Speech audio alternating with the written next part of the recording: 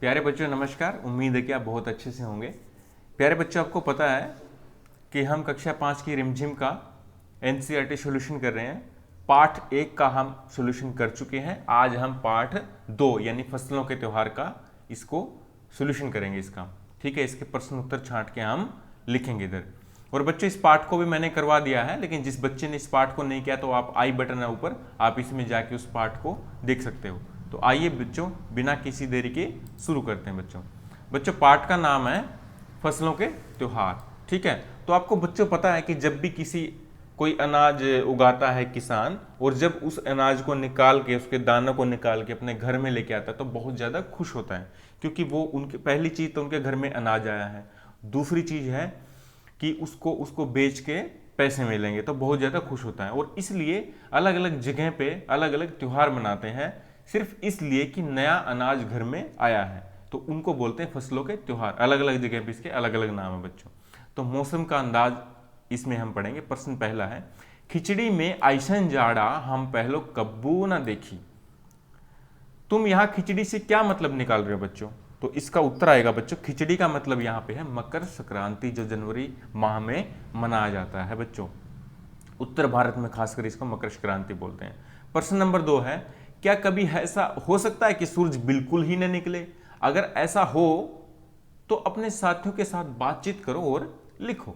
अगर बच्चों सूरज नहीं निकलेगा तो चारों तरफ अंधेरा ही अंधेरा रहेगा और ठंड बहुत ज्यादा बढ़ जाएगी बच्चों।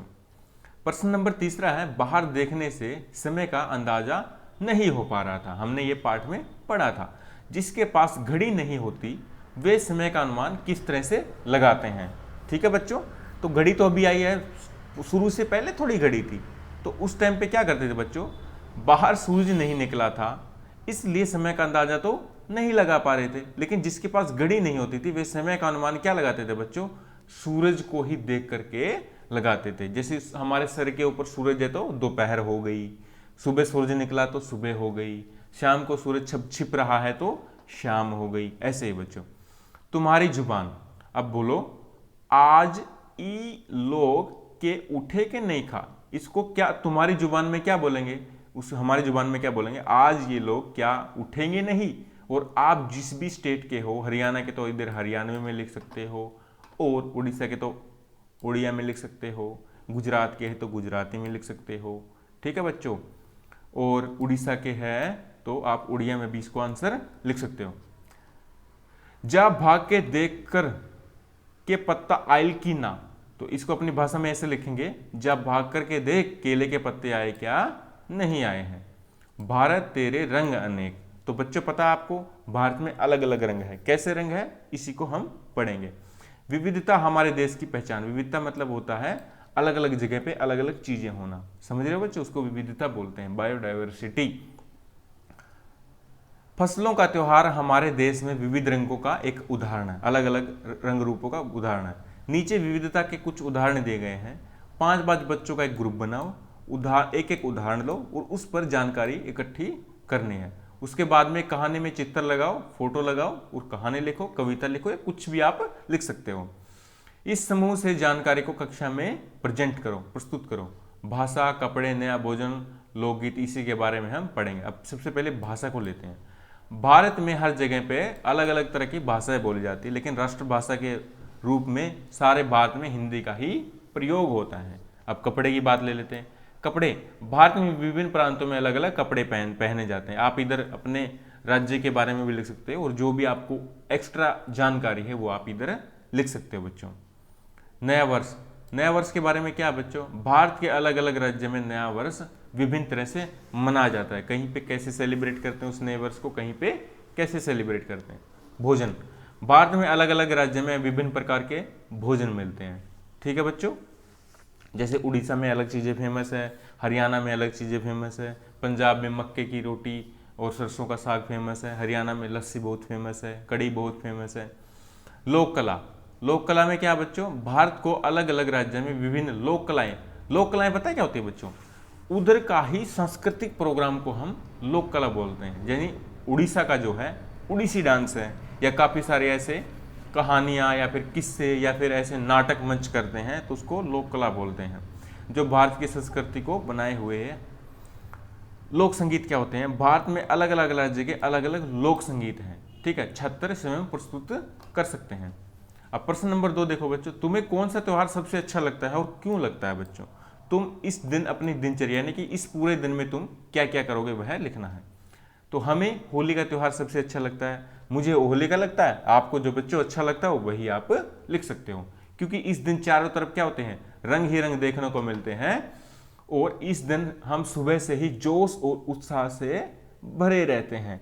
गुजिया इस त्योहार की प्रमुख मिठाई है, जो लोग बड़े आनंद से खाते हैं और खूब सारी मस्ती करते हैं और रंग गुलाल एक दूसरे को लगाते हैं। और भी बच्चों काफ़ी सारी बातें हम आप इसमें इधर जोड़ सकते हो, समझ गए?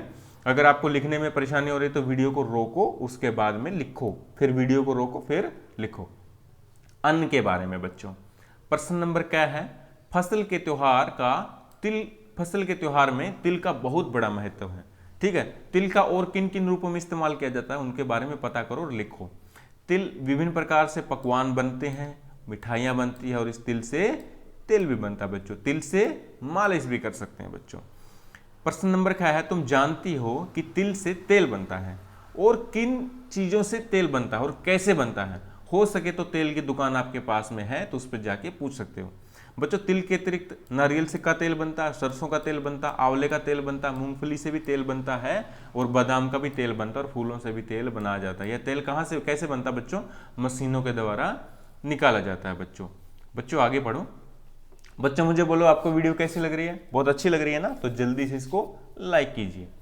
आगे पढ़ेंगे बच्चों, किसान और चीज़ों का सफ़र, ठीक है। कोई भी बच्चों आपको पता, कोई भी चीज़ किसान उगाता है और हमारे पास में फिर वो आती है। जैसे किसान मार्केट में बेचेगा, मार्केट से उधर कोई दुकानदार खरीदेगा, हम दुकान पे जा करके उसको खरीदेंगे उधर से। किसान और खेती हमसे बहुत लोगों से जाने पहचाने दुनिया का हिस्सा है ही नहीं। आप जानते हो, किसान और खेती आप भी जानते हो, मैं भी जानता हूँ। विशेष रूप से शहर के ज़्यादातर लोगों को यह एहसास ही नहीं होता कि हमारी ज़िंदगी किस हद तक इससे जुड़ी हुई है। देश के कई हिस्सों में आज किसानों को जिंदा रहने के लिए बहुत ज़्यादा मेहनत और संघर्ष करना पड़ता है बच्चों। बहुत मेहनत करते हैं बच्चों किसान। मेरे पापा खुद किसान हैं, वो भी बहुत मेहनत करते हैं। अगर यह जानने की कोशिश करें कि हम दिन भर जो चीज़ खाते हैं वह कहाँ से आती है, तो किसानों की हमारी ज़िंदगी में भूमिका को हम समझ पाएंगे कि जो भी चीज़ हम खाते हैं, जो भी अनाज हम खा रहे हैं, वो सारा का सारा किसानों के कारण ही ऐसा हो पाया है। किसान उसको उगाएंगे तो ही हम खाएंगे। जैसे आलू की पकौड़ी, बर्फ़ी और आइसक्रीम, इन तीनों चीज़ों के बारे में दिए गए बिंदुओं को ध्यान में रखते हुए जानकारी इकट्ठा करो और मेरी कहानी के रूप में उसे लिखो बच्चों। तीनों के बारे में हम बात करेंगे। किस किस के बारे में? आलू की पकौड़ी, बर्फ़ी और आइसक्रीम। सबसे पहले है, ये तीनों चीजें किससे बनती है बच्चों? आलू की पकौड़ी किससे बनती है? आलू और बेसन से बनती है। और बर्फी किससे बनती है बच्चों? खोए से बनती है। और आइसक्रीम दूध से बनता है, ठीक है। अब दूसरा देखो, इन चीजों का जन्म कहाँ होता है? तो इन चीजों का जन्म कहाँ होता है? इन चीजों का जन्म किसानों के घरों में होता है। जैसे कि आलू तो खेत में उगाएगा, आलू बच्चों खेत में उगाएगा वो। और बर्फी खोए से बनेगी तो सबसे पहले भैंस से दूध निकालेंगे, फिर उसका खोया बनाएंगे, फिर बर्फी बनाएंगे। और इसी दूध से क्या बनती है बच्चों? आइसक्रीम बनती है। समझ गए बच्चों? हम तक पहुंचाने का सफर कैसा होता है बच्चों? तो ये चीजें हम तक पहुंचाने के लिए किसानों के बाद में किसान व्यापारियों को बेच देते हैं। व्यापारी हमको दुकानदार से को खरीद लेते हैं व्यापारी, और दुकानदार से हम खरीद लेते हैं। आगे हम तक पहुंचने में उसका सफर कैसा, ये हम कर चुके हैं। आगे देखो बच्चों, किन किन हाथों से होकर यह सामान हम तक पहुंचता है? सबसे पहले तो किसानों तक, उसके बाद में किसान व्यापारियों को बेचेंगे, व्यापारी दुकानदारों को बेच देंगे, और दुकानदारों से हम इसको खरीद लेंगे बच्चों। हम इस पूरे सफर में किन किन लोगों की कितनी मेहनत लगती होगी बच्चों? देखो, सबसे ज़्यादा तो मेहनत किसकी लगती है बच्चों? किसानों की लगती है, और व्यापारियों की बहुत ज़्यादा मेहनत लगती है। इन लोगों में से सबसे अधिक मुनाफा यानी कि फायदा किसको होता है? सबसे अधिक फायदा बच्चों किसानों को नहीं होता। किसानों को बहुत कम फायदा होता है, व्यापारी को सबसे ज़्यादा फायदा होता है। अगले छठी कक्षा में हम कुछ और भी पढ़ेंगे बच्चों, टेंशन लेने की कोई भी बात नहीं इसके बारे में। अब देखेंगे खास पकवान, ठीक है। आपके इधर भी, उड़ीसा में भी, और हमारे हरियाणा में भी, और पंजाब में भी, राजस्थान में भी, गुजरात में भी, अलग अलग जगह पे कुछ बच्चों अलग अलग पकवान होते हैं और वो बहुत अच्छे बनते हैं उधर के, ठीक है। गया एक शहर का नाम है, गया का शहर है, बिहार का जो शहर है, उधर तिलकुट बहुत फेमस है बच्चों। तिलकुट यानी तिल को और कोई भी मीठी चीज को, गुड़ को आप दोनों को कूट देंगे तो उससे तिलकुट बन जाएगा, लड्डू बन जाएंगे, तो बहुत मीठे और बहुत अच्छे होते हैं, बहुत प्यारे होते हैं। हमारे देश में छोटी छोटी बड़ी बड़ी कई ऐसी जगह हैं जो खासकर पकवान के लिए बहुत मशहूर है। अपने परिवार के लोगों से पता करो और लिखो। जैसे मथुरा तो बच्चों पेड़े के लिए फेमस है, आगरा पेठे के लिए, और हमारा हरियाणा घेवर के लिए बहुत ज़्यादा फेमस है। जब मैं अगली बार घर जाऊंगा तो आपके लिए घेवर लेके आऊंगा उधर से, ठीक है, चिंता की कोई बात नहीं है बच्चों, मैं आपको खिलाता रहूंगा। प्रश्न नंबर 2 देखो, पिछले 2 वर्षों में तुमने काम वाले शब्दों के बारे में पढ़ा, यानी कि जो भी काम वाला शब्द होता है उसको हम क्रिया बोलते हैं, ठीक है। जैसे आना, जाना, उठना, बैठना, खांसना, ठीक है, रोना, हंसना, ठीक है, लेटना, इन शब्दों को क्रिया भी कहते हैं, क्योंकि क्रिया का संबंध किसी भी काम करने से है। नीचे खिचड़ी बनाने की विधि दी गई है, ठीक है, चलो आज खिचड़ी ही बनाते हैं। इसमें कुछ बीच बीच में क्रियाएं छूट गई है, उचित क्रिया का प्रयोग करो और इसको लिखो। छोंकना, जैसे पीसना, पकाना, धोना, परोसना, भूनना, ठीक है, बंगाली खिचड़ी 5 व्यक्तियों के लिए अभी बन जाएगी। ये सामग्री है, अदरक लेना है, लहसुन लेनी है, इलायची लेनी है, दालचीनी लेनी है, पानी लेना, मूंग दाल, सरसों का तेल, ये सब का सब आपको सामान पहले रख लेना है। उसके बाद में बच्चों क्या करेंगे, इसके उत्तर में क्या लिखेंगे बच्चों, इसको आपको कॉपी में लिखने की जरूरत ही नहीं है बच्चों, इसको इधर ही समझ लो।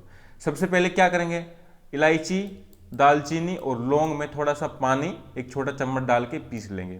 उसके बाद में अदरक और लहसुन को उसको भी पीस लेंगे और दाल को कढ़ाई में डाल के, ठीक है, धीमी आंच पर सुनहरी भूरे होने तक भून लेंगे। उसके बाद में दाल को निकाल करके पीस लेंगे। उसके बाद में क्या करेंगे, तेल को कुकर में गर्म करेंगे। तेल गर्म होने पर पत्ते और जीरा डालेंगे।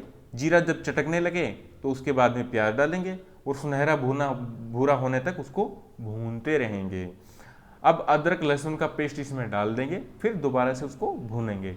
धुली हुई दाल थी ना, और चावल और सब्जी और दालों और आदि को अच्छी तरीके से मिला लेंगे और शेष पानी यानी कि 4 प्याले है डालकर हिला दो उसको। उसके बाद में कुकर बंद करो और तेज आंच पर प्रेशर कुकर पे सीटी आने दो। अब आंच करके 4 मिनट तक पकाओ। भाप निकल जाने के बाद में कुकर को खोलो और मसालों को पेस्ट में मिलाओ और खिचूरी, घी, हींग, जीरा, साबुत मिर्च और मिर्च से छोंककर आप गर्मा गर्म इसको खा सकते हो बच्चों, ठीक है। आप खाना और मुझे बताना कैसी लगी। तो बच्चों आपको कुछ भी ऐसी बात पूछनी है जो आप मुझसे पूछना चाहते हो, आप कमेंट में जाइए, उधर आपका प्रश्न लिखिए, मैं आपका उत्तर उसको बिल्कुल दूंगा। अब मुझे और इस मेरी दोस्त को दीजिए इजाज़त, तब तक के लिए बच्चों गुड बाय, अगली वीडियो में फिर मिलेंगे।